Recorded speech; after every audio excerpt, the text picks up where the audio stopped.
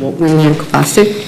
The Honorable William Kovacic was designated chairman to the Federal Trade Commission in March 30th, 2008. Prior to this appointment, he was a commissioner with the FTC. The Federal Trade Commission is the only federal agency with both consumer protection and competition jurisdiction in broad sectors of our economy. So, welcome.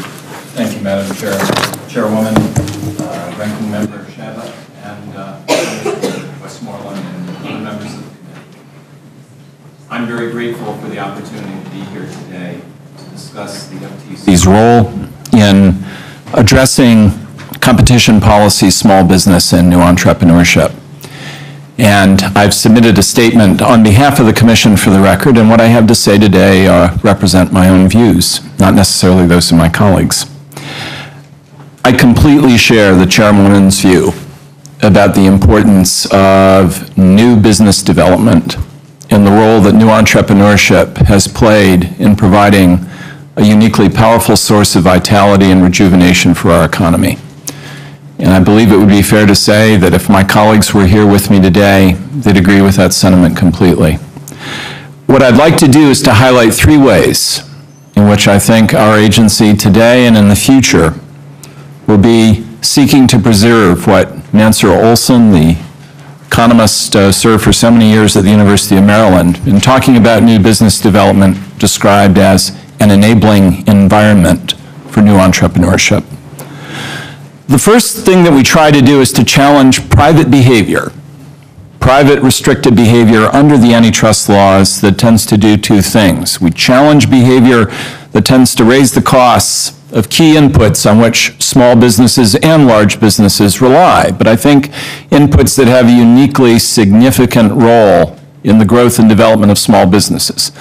Examples include the work that we do in the professions to ensure that professional services are priced at relatively low rates and feature innovative means of delivery so that small and large businesses alike are able to achieve cost reductions. The second form of conduct we attack is behavior that unreasonably restricts access to the market, where private actors, incumbent firms, band together, for example, to deny opportunities for innovative new firms to gain access to the market.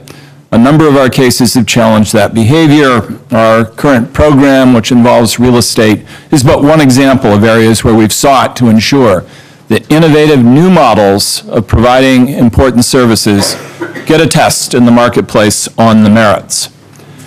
The second area that's a key area of our concern involves what I'd call research and advocacy. Because Congress entrusted us not simply with enforcement authority, but saw our role to be very much that of providing research, being a convener of events. We take this role very seriously in providing advice to other public institutions to challenge and force a rethink of restrictions on entry into the market that we regard to be unnecessary to achieve legitimate policy goals and unduly restrict access to the market. That's been a major focus of our work involving internet sales, wine, and other products.